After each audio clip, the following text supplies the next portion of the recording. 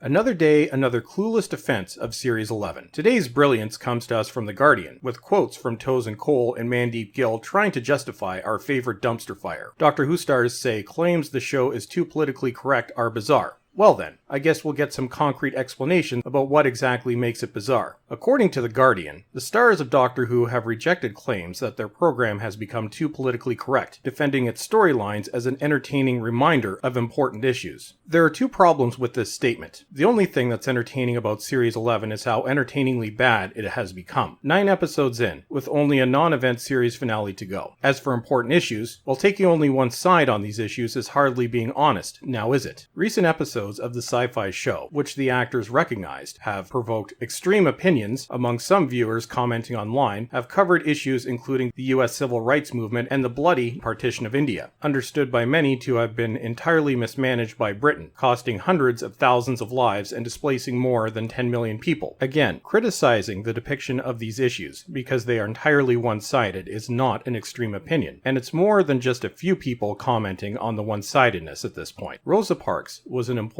historical moment. The problems fans have is not with the event itself. The problem is the way it was depicted. Rosa and arachnids in the UK were both blatant slaps in the face to the US and Americans. I presume because of the bad orange man. Doctor Who exploded in the US during Matt Smith's run. The ratings in that country have fallen off a cliff. I wonder why. The partitioning of India was far too complex an issue to be properly explained in 45 minutes. That episode and The Witchfinders also demonstrate a distinct religious bias within Doctor Who and the BBC. One sought to promote Islam, while the other demonized Christianity. If you wanted to cover religion, then you should have given us a more centrist approach. Well, we all know this won't happen, and we know why it won't happen. Mandeep Gill and Tosin Cole, who play the Doctor's companions Yaz and Ryan, told the Radio Times that broaching these topics could prompt viewers in an entertaining way to think about broader issues. Everyone's going to have their own opinion. It is what it is, Cole said. The fact that we can give everyone a little friendly, entertaining reminder of these issues is great. Again, you are prompting viewers to only see one side of the issue, which is akin to brainwashing and blatant agenda pushing. Cole's statement is quite naive. Everyone is fully entitled to their opinion. It's when one opinion takes precedence over all others. There has been nothing friendly about these opinions. Third-wave feminism is not friendly. An attack on Americans is not friendly. This week's attack on single fathers was not friendly. It was reprehensible. Gill's statement actually says nothing. Responding to the accusation of being too politically correct, Gill said, "It makes me laugh, because having the words too and correct in the same sentence is really bizarre to me. How can you be too correct about something? Gill, how about you give your justification for Series 11, rather than going on about grammar? And yes, you can be too politically correct. This represents only one side of the political spectrum." She continues, "You do see some extreme comments under news articles. I'm only human, and I do check and read them. But they don't bother me. Actually, they're creating conversation. Again, I'm assuming you mean comments that call out Doctor Who's disgustingly one-sided political approach to a once beloved science fiction show. You aren't creating a conversation. Doctor Who is lecturing. You're telling the audience how you think things should be. There is no room for a neutral conversation in Series 11. The article continues. This series of Doctor Who is the first to have a female lead, with Jodie Whittaker receiving glowing reviews since assuming the role of the Doctor.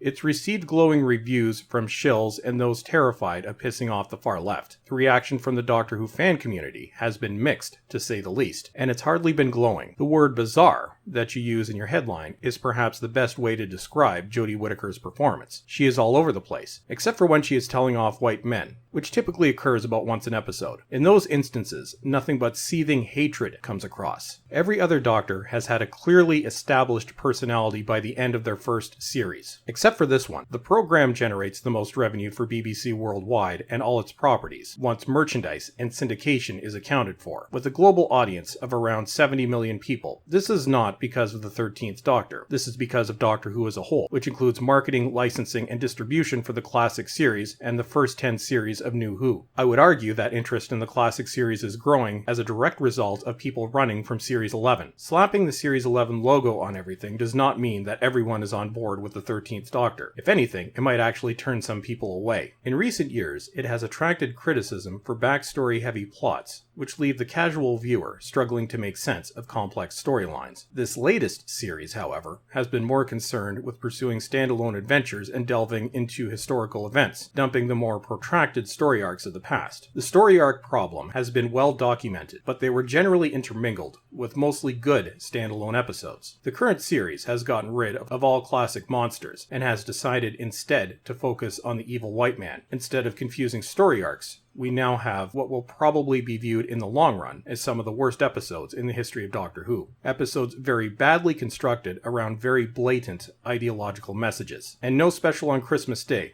of course. Who wants to offend non-Christians? Yet another article that provides very weak excuses for destroying a 55-year-old franchise. And that's it for today.